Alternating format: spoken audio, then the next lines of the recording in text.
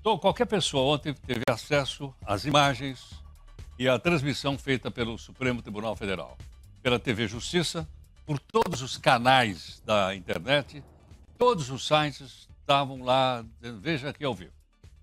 E ontem ocorreu, então, o interrogatório do Mauro Cid, delator do golpe de Estado que está sendo avaliado pelo Supremo Tribunal Federal.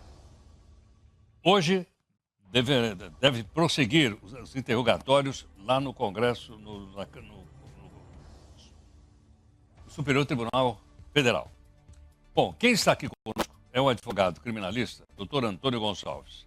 Doutor Gonçalves, muito obrigado por atender aqui o Jornal Nova Brasil. Bom dia, Heroto. Sempre um prazer falar com você e com seus ouvintes. Doutor Gonçalves, o interrogado de ontem, Mauro Cid, ele fez uma denúncia combinada. Ele fez a delação premiada. Para ele é mais, vamos dizer assim, é mais sensível repetir o que ele diz, porque pode não coincidir com o que ele denunciou ou não. Olha, Heroto, essa é uma boa pergunta. Quando você faz uma delação premiada, você troca as informações que você possui por algum benefício para minorar a sua pena ou para você ter algum tipo de benesse ou algo assim dentro do próprio processo. Então, se recomenda que você tenha uma história que ela seja a mais próxima da verdade para que você não caia em contradição. No caso do Cid, a contradição ela tem sido recorrente, já que houve uma mudança dessa delação por várias vezes. Ele fez, ao longo do ano passado, 12 depoimentos e modificou a delação 5 vezes. Então, não dá para afirmar qual é a versão final. Só que, se ele depõe de uma forma que não traga tantas informações relevantes, o acordo pode ser modificado ou até anulado. Doutor Gonçalves, os julgamentos, de uma maneira geral, julgamentos criminais, eles podem ser transmitidos ao vivo pelas redes sociais, pelas rádios, televisões, etc. Ou não? Olha, Heroto, é uma prática comum, não é tão incomum. O que, do ponto de vista jurídico, foi triste acompanhar ontem foi o desrespeito à nossa legislação. Para quem nos escuta, é importante dizer que houve uma modificação que nem é tão recente, é de 2008, na Lei Processual Penal, sobre a forma como é feito o interrogatório. Desde 2008, as partes, os advogados e o Ministério Público, na pessoa do Procurador-Geral da República, podem fazer as perguntas direto ao interrogado. E isso não foi respeitado no dia de ontem, e é muito ruim, porque aí o juiz ele assume uma figura de acusador, de defensor e de juiz, e isso macula severamente a integralidade e a integridade do processo.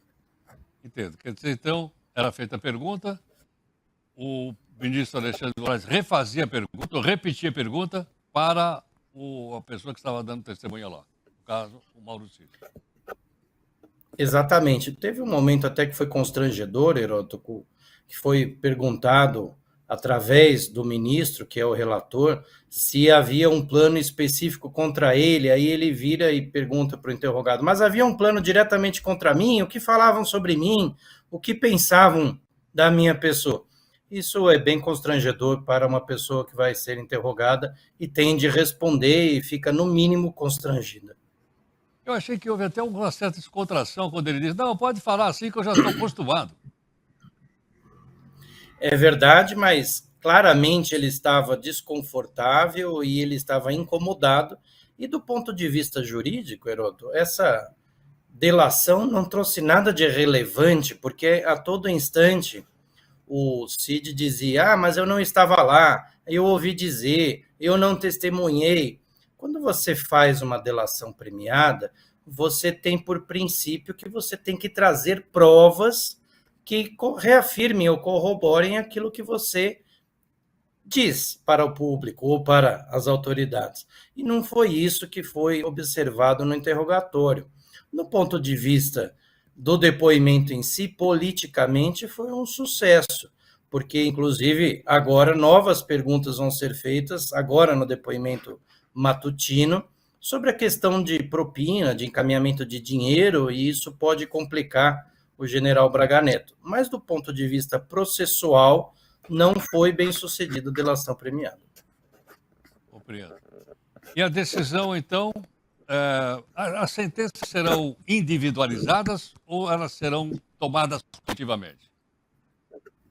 Elas têm de ser individualizadas, mas as penas tendem a ser relativamente parecidas, a depender da gravidade e da participação em cada crime a qual cada um dos envolvidos foi denunciado. Compreendo. Isso também varia. Eu ouvi muito pouco da participação do ministro Fux. Quase nada. Uma outra É verdade, questão só que Heródoto. ele... É verdade ou não? Quase nada. O Fux quase não perguntou nada. É verdade, e também pode causar estranheza para as pessoas a pouca participação da defesa, inclusive. Isso pode ser, do ponto de vista da defesa, uma estratégia para que você não traga mais elementos que eventualmente possa prejudicar o seu cliente. No ponto de vista do Fux, ele só vai intervir se ele tiver alguma dúvida ou se ele precisar de algum esclarecimento adicional, o que aparentemente não foi o caso nesse primeiro dia. Então, podemos entender que tudo gira em torno do relator, que é o ministro Alexandre de Moraes. Na verdade, Heródoto, o relator é que conduz todo o processo, determina toda a formalidade de como vai fazer. O relator é aquele que instrui toda a formalidade da audiência, do interrogatório e dos trâmites.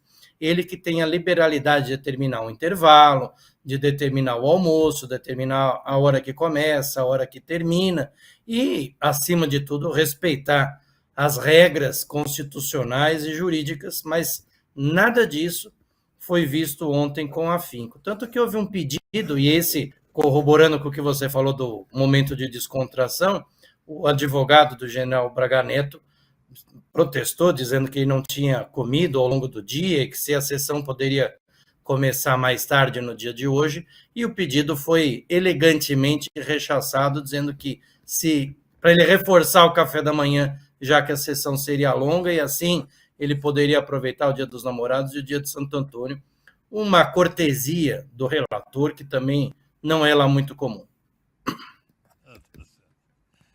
Doutor Gonçalves, muito obrigado por ter aqui o Jornal Nova Brasil. Eu que agradeço, Heródoto. Sempre à disposição. Ótimo dia a todos. Muito obrigado ao advogado criminalista, doutor Antônio Gonçalves, conversando conosco então ontem sobre o depoimento do Mauro Cid. Hoje prossegue, daqui a pouquinho pela manhã, e logicamente a gente vai ter aqui as pessoas explicando para a gente. 8h31.